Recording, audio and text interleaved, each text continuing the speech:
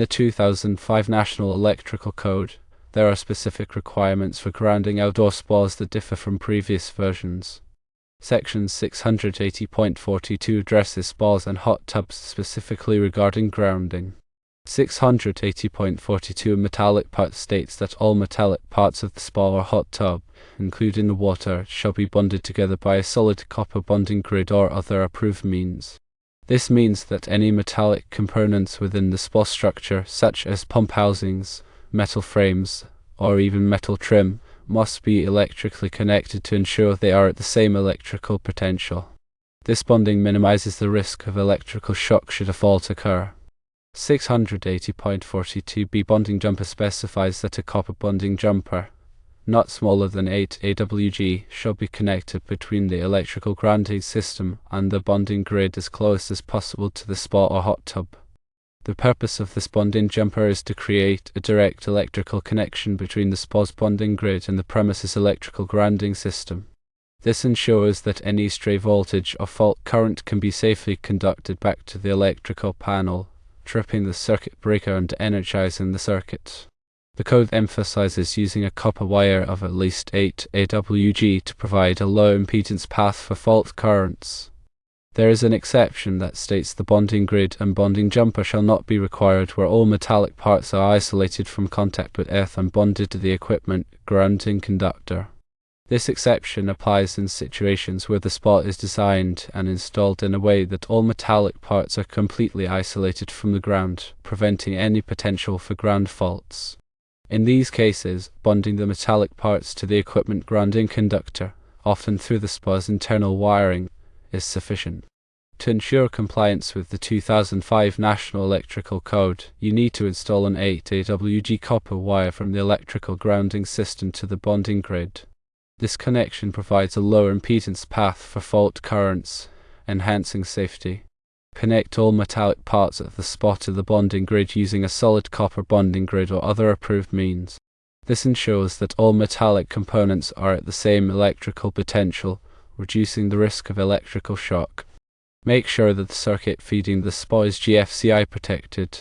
Ground fault circuit interrupters, or GFCIs, are essential safety devices that monitor the current flow in the circuit. If a GFCI detects a difference between the outgoing and incoming current, indicating a potential ground fault, it will quickly trip the circuit, cutting off the power and preventing electrical shock. This is particularly important in wet environments like spas, where the risk of electrical shock is higher. Install the spa according to the manufacturer's instructions. The manufacturer's instructions provide specific guidance on the installation of the spa, including proper wiring, plumbing, and safety precautions.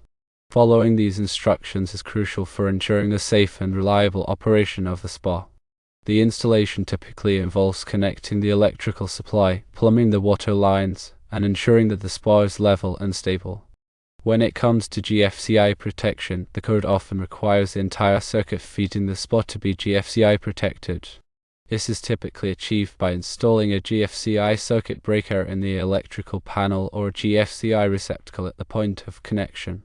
The GFCI protection should be tested regularly to ensure it is functioning properly. Testing can be done by pressing the test button on the GFCI device, which should trip the circuit. If the GFCI does not trip when the test button is pressed, it may be defective and should be replaced. The purpose of bonding is to equalize the electrical potential between metallic parts, reducing the risk of electrical shock. The purpose of grounding is to provide a path for fault currents to return to the source, tripping the circuit breaker and to energizing the circuit. The purpose of GFCI protection is to quickly detect and interrupt ground faults, preventing electrical shock. Firstly, understand the specific requirements of the 2005 National Electrical Code, particularly Section 680.42, which addresses grounding of spas and hot tubs. Secondly, familiarize yourself with the manufacturer's instructions for the specific spa model you are installing. These instructions will provide specific guidance on wiring, plumbing, and safety precautions. Thirdly, ensure that all metallic parts of the spa are properly bonded together using a solid copper bonding grid or other approved means. This includes pump housings, metal frames, and any other metallic components that could potentially become energized. Fourthly, install an 8 AWG copper bonding jumper between the SPOS bonding grid and the electrical grounding system. This connection provides a low impedance path for fault currents. Fifthly, make sure that the circuit feeding the SPA is GFCI protected. This can be achieved by installing a GFCI circuit breaker in the electrical panel or a GFCI receptacle at the point of connection. Sixthly, test the GFCI protection regularly to ensure it is functioning properly. This can be done by pressing the test button on the GFCI device. Seventhly, use appropriate wiring methods and materials for the installation. This includes using conductors of the correct size and type, as well as using weatherproof enclosures and fittings. Eighthly, follow all applicable local codes and regulations. These codes may have additional requirements for spot installations. Ninthly, consider hiring a qualified electrician to perform the work if you are not comfortable with electrical wiring. A qualified electrician will have the knowledge and experience to ensure that the spot is installed safely and in accordance with all applicable codes. Tenthly, always disconnect power to the circuit before working on any electrical components. This is a crucial safety precaution that can prevent electrical shock. The size of the equipment grounding conductor, or EG, is determined by National Electrical Code Table 250.122. For example, if the overcurrent protection device is rated at 20 amps, the minimum size EGC is 12 AWG copper. If the overcurrent protection device is rated at 30 amps, the minimum size EGC is 10 AWG copper. If the overcurrent protection device is rated at 60 amps, the minimum size EGC is 10 AWG copper. If the overcurrent protection device is rated at 100 amps, the minimum size EGC is 8 AWG copper. If the overcurrent protection device is rated at 200 amps, the minimum size EGC is 6 AWG copper. If the overcurrent protection device is rated at 300 amps, the minimum size EGC is 4 AWG copper. If the overcurrent protection device is rated at 400 amps, the minimum size EGC is 3 AWG copper.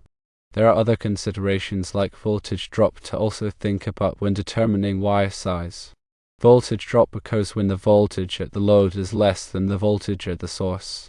This can be caused by the resistance of the conductors and the length of the circuit. Voltage drop can cause equipment to malfunction or operate inefficiently. To minimize voltage drop, use larger conductors or shorten the length of the circuit. The National Electrical Code recommends limiting voltage drop to 3% for branch circuits and 5% for feeders. The National Electrical Code, or NEC, is a set of standards for safe electrical installations. The National Electrical Code is updated every 3 years. The NEC is not law, but it is adopted by many jurisdictions as law.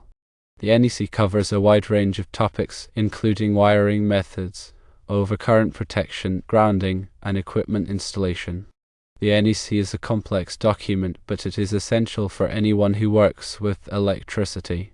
The NEC is published by the National Fire Protection Association, or NFPA. There are many different types of electrical equipment that must be grounded, including appliances, motors, and generators.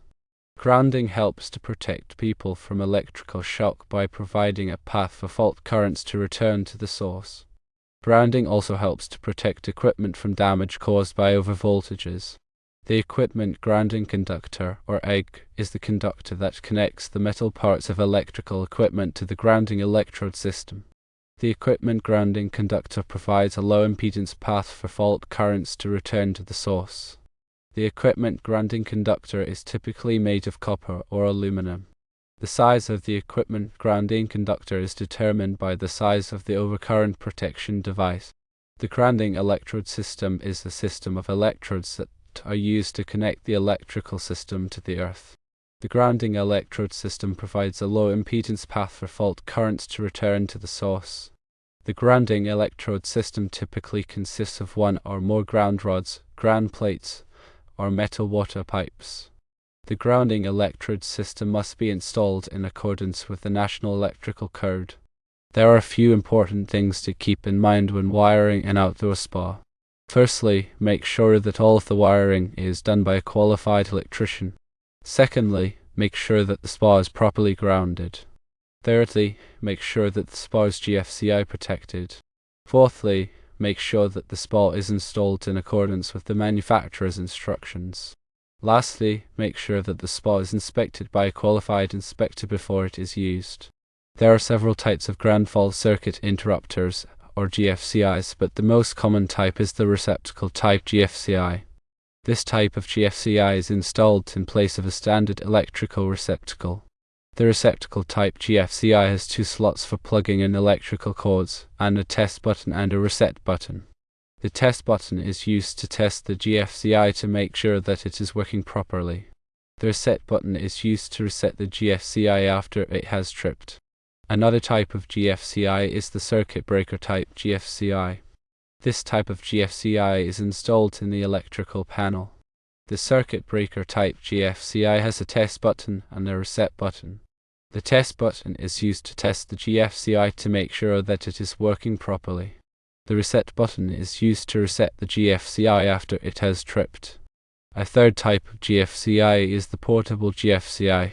This type of GFCI is plugged into a standard electrical receptacle. The portable GFCI has two slots for plugging in electrical cords, and a test button and a reset button. The test button is used to test the GFCI to make sure that it is working properly. The reset button is used to reset the GFCI after it has tripped. Grounding and bonding are two different but related concepts in electrical safety. Grounding is the process of connecting electrical equipment to the earth. Bonding is the process of connecting metallic parts of electrical equipment together. Grounding provides a path for fault currents to return to the source, tripping the circuit breaker and energizing the circuit. Bonding equalizes the electrical potential between metallic parts, reducing the risk of electrical shock. Both grounding and bonding are essential for electrical safety. It is important to note that the 2005 National Electrical Code may have been superseded by more recent editions. Always refer to the latest edition of the National Electrical Code and any applicable local codes and regulations. If you are not comfortable performing these steps, it is best to hire a qualified electrician to do the work for you. Working with electricity can be dangerous, and it is important to take all necessary precautions to ensure your safety.